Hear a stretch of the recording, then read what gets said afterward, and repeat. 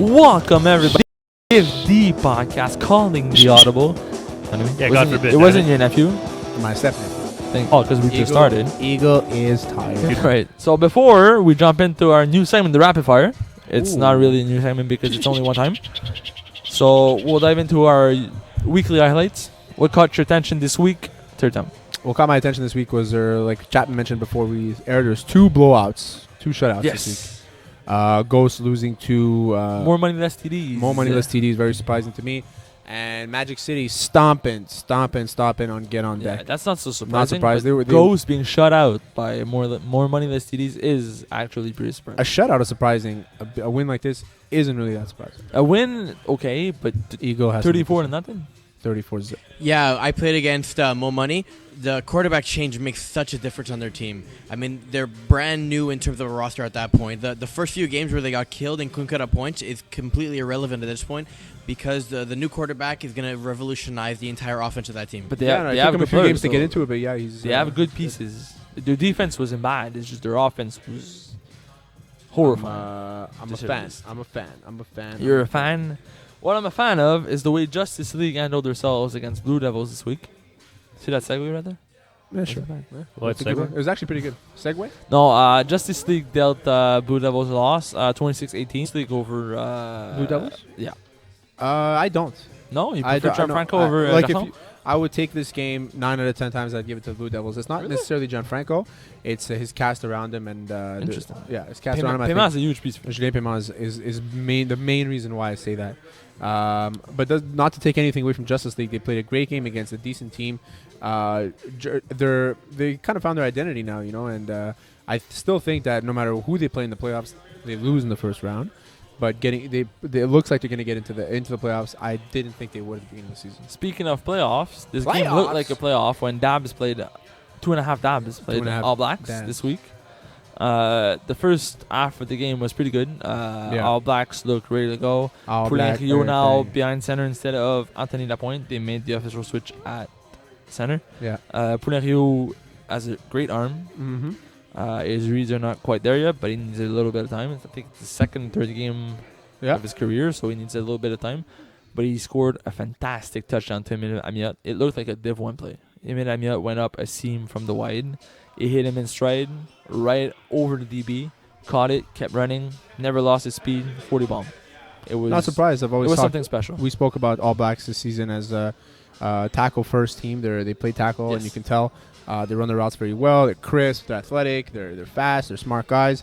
It's not gelling right now, so they're not looking like the team that I described to be in week 2. They lost to an experienced team like 2.5 Dabs, who, other than one switch, they pretty much are a B but team. But 2.5 Dabs didn't look so good on the second half, though. All Blacks adjusted really well to 2.5 Dabs. The second half was 13-12 for the Dabs, and then after it went 20-7 for the Dabs after. They only scored, exactly. But the second half, Eric Mariano had a pick. Marino. He had a stop also. Yeah. His team he wasn't as good in the second half as he was in the first half. I still kept the game. I was there. Yeah. What I did notice is that they weren't able to shut down Anthony Lapointe, and I think that if Poulin Rio had another option other than Anthony Lapointe, I mean, you spoke about Emile Amiot, but I think if he had another really a legit number one receiver, I agree with you, or even a second receiver just to really hand the ball to. I think he has one, but he doesn't go to him. He hasn't used them yet. He just tries to feed Lapointe, and then looks at Amiot like three times a game. He just needs to learn. We're without Prison, so that's true. That's. They had, but to me that doesn't matter. Not only without Prison, they missed a few guys in the team. Actually, I can't think. Yeah, they had pickups from Gottlieb was there. Gottlieb was there. Tanzer was there. Andrew was Goloff. there. Yeah, Andrew Langbert's always there. Goloff was the quarterback. Goloff played in. Daniel Goloff. Yeah, he used to play for Mean Machines in this winter. That's it. And he also plays for Keyport. He's got a great arm. He's a very good quarterback. And I actually score kept that game. What happens is that Jesse Dupree just was able to do everything he wanted. Dupree, man, has been impressing me this season as a quarterback. He's a fantastic defender, don't get me wrong. He's a Div 3, Div 2 defender. But as a quarterback, I was expecting much out of him. I saw him last winter play quarterback for All Blacks and last stretch of the season. Great arm, man. He was a cannon. And he was terrible. He was absolutely terrible. Yeah. But this season, man, he's having a good season. Very good season. So Amphati shocked Gamecocks. Even if the quarterback wasn't there, the team was there. And to me, listen, if you can get your quarterback It's your fault for losing an undefeated season. Not only that, they didn't have their full team. It was a 1-point game, and they still had the ball in the last play of the game to win, and they just couldn't come up with it. To me, that's a loss for Gamecocks. Yeah. Doesn't matter what you're going to say. Oh, our quarterback's been there. It's not a real team. Yes, it was. Yeah, I think so too. Suck it up. Backyard Bullies pull it away from Longhorns. Longhorns are now 1-5. Battle of the Orange. Basically out of the races by now. Well, like, Longhorns are basically black and orange. Oh, they're wearing black this season? Oh, yeah. But Backyard Bullies are looking good, man. Backyard Bullies look unreal, man. And Richie Humes is showing why he's an extremely good the switch from him, receiver, to Berg playing quarterback, Brennan Berg. Brennan Burke, yeah. I feel like that's what they were missing. You think that's what they were missing? You think that Richie Humes makes that much of a difference as a receiver? Because I don't see Brennan Berg being that much of a downgrade at quarterback, whereas Rich Humes as a weapon on offense is fantastic. He makes Div D is extremely stingy, and they like to turn with guys like Dan Amo, Kevin Smuda, Alex Gray, Justin Okinero. I mean, Justin Cantillo as well. Yeah. And great players. But then you look at the other side of the ball. All these guys are young, vibrant, ready to go. Some of them smell a little bit too much. But whatever. I'm not going to talk about friends in little places. Yeah. Then you look at the other side of the ball, and you have the, I'll use it in air quotes, experienced players. Veterans. Well, it's just been around for a long time. They've been along for a very long time. They're the soon-to-be Longhorns. The soon-to-be Longhorns, why not? But Frank K still looks young. Doesn't mean he is. Frank K looks the way he looked back in 2012. When he played for Zoo. But when they had the QB controversy when he made the switch. I remember that, actually. That's nice. I forgot about that. But what I noticed is that they just don't let up, man. They're a good group of guys. I feel like he has the good pieces now to play competitive in Div D. With Saint-Amand, Vandelac, Kevin Marcel, of course. Martin Bergeron. Was it Bergeron that had a good season? I guess Chapman is out of the question, but we might take a few jabs at you, Chap. Yeah, we'll get you. We'll get you in there, Chap. We'll see. Not. That sexy, sultry voice. All right, guys. So rapid fire. Quick question. You answer whatever comes up first. I'm ready to go. Eagle, you ready? Eagle's not paying attention. I think he's playing on his phone. Best spot in Montreal for poutine. Oh, everybody's gonna say Banquise, but I'm gonna say Madame Bourdieu. So you see our experience here. Chapman, best place in Montreal for ice cream. Chapman's. Ooh. So at home. Very. Even when it comes to saliva, even your fiance wouldn't. No joke. I'll legit punch you in the face if you try to take my water. I always bring 2 bottles, one for me and one for Jakub, because he always takes my water. He shared water with me. Oh, he did? No, you poured it into my container. He's a clean guy. I just don't want to do it. Down by 5. Last play. Which quarterback do you want throwing for you? Oh. Anyone in Div D. Does he have to be a quarterback in Div D?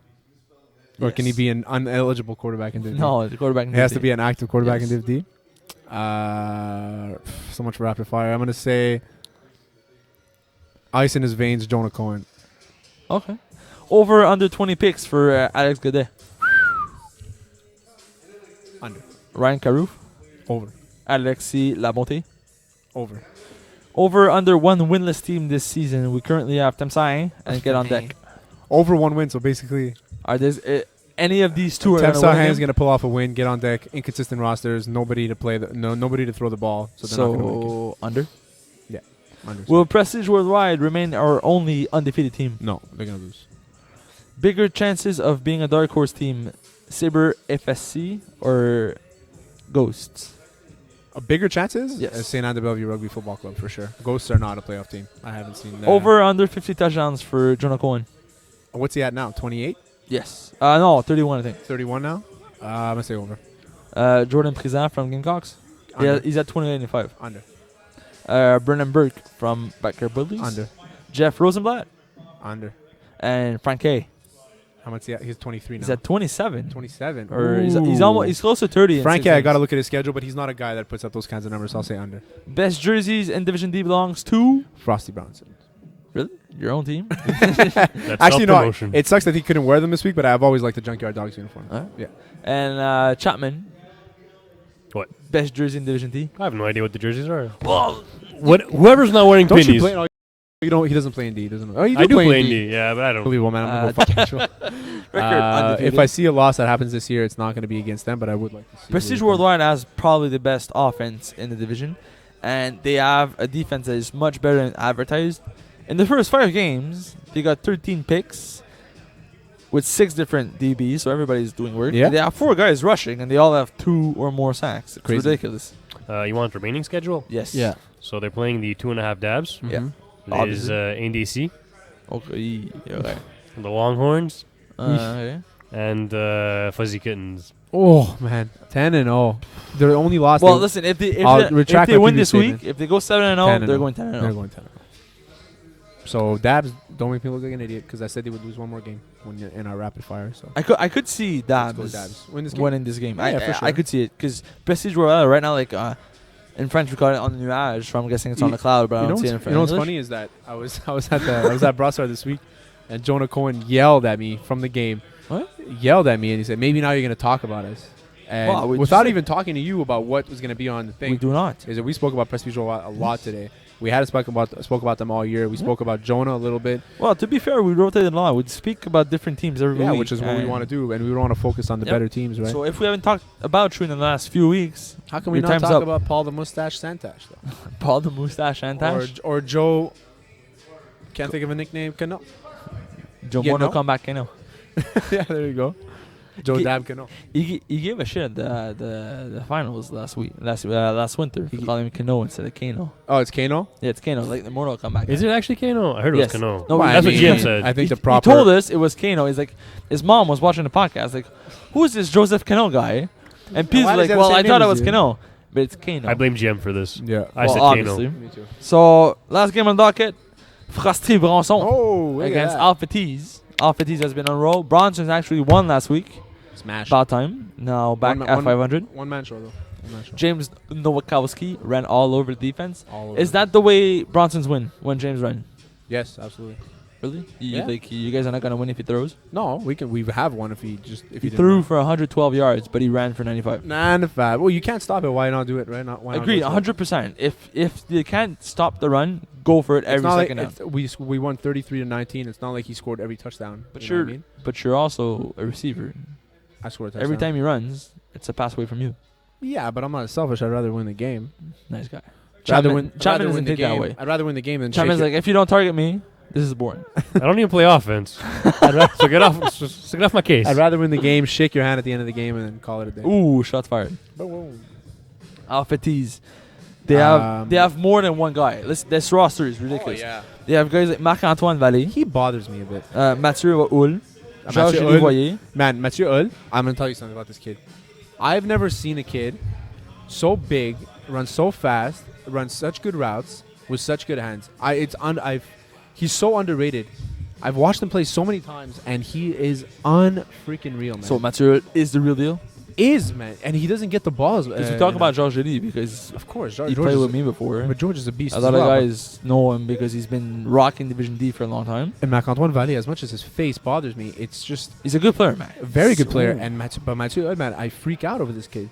And he doesn't get the ball. He gets specific looks like red zone and extra points Yeah, and things like that's that. And fine. he's very effective. But I feel like That's what Jesse big bodies Dupuis are for. can use him. Jesse Dupuis can use him a lot better. And if he starts working him a little bit better than that, oh man, the sky's the limit for that team. We'll The never sky's talk the about limit. Alex David because no one cares. And But, we got to we're- talk about Brian Mongeon. They're reviving Brian Mongeau. The I was going there. Brian Mongeau, who used to work for FPF back in the days. He doesn't write anymore? Nah, Yeah. he has a life now. I think. Freaking Brian, man. Nah, when Good you have a guy, life, man. Good FPF guy. goes I'm down a- the drain. But I'm Brian a big Mongeau's fan of Brian back. as a person and a player, man. He was a He's- great player he's back really in the good. days. He went on a hiatus for like 2 weeks. Yeah, he played for Maximum Carnage. He was good back then. Then he stopped for like 2 years. Yeah, he's back now. But now he's back. He had a huge week this week. Mhm. I hope it sticks up because when Mongeau's on, the Alpha Tees are much better. He's let's be fair. very good defensive very- player. He's also very good offensive. Of course, man. He burns a lot of guys. He used to be a running back. Yeah. So, Chapman, how does the game go down? What's the score here? Bronson's Alpha Tees. The Alpha T's win. What the hell's your problem, man? Hey, Listen, off air we asked I'm predicting, not you, Terry. Off air we asked Chapman. You want to fight? We asked Chapman off air. Where's your bar? Bronson's, we're gonna ask you for predictions. Listen to me, who are they playing? Alpha Tees. They lose. That's exactly what I It was said. so fast. It was like they lose. Done. No, I'm not going to predict the score because it won't matter. So Just predict the score, man. Stop being. So Alpha Tees are going Fine, 5-1-1. fine. You know what, Terry? You know what, Terry? It's going to be 36. Tied at the turf, you know. I leave the turf. Yeah. It doesn't matter what I said to you. I was just trash talking. Me and the It's person not are against far you. from enemies too. I mean, just using it as an example. because it's not the first time. A lot of guys in this league take this league way too seriously. For those who don't know what we're talking about, I don't want to talk. As I don't want to throw anybody into the bus, but just if to you me, want if Facebook you're wall this listening, week, you would. to me, if you're listening to this kind of podcast and you don't know what we're talking about, it's frustrating because you feel like you're outside the circle, right? I guess, but If we don't want to talk about it, we'll leave it out. Go on the Facebook wall. But in general, I just think that you should always shake the other team. Yes, 100%. Leave it on the turf. Shake his hand. Walk away. Everybody's happy. There's nothing wrong with going back to the team after the team and say like, "Hey guys, good game," and you see in their faces, everybody's just being gentlemen.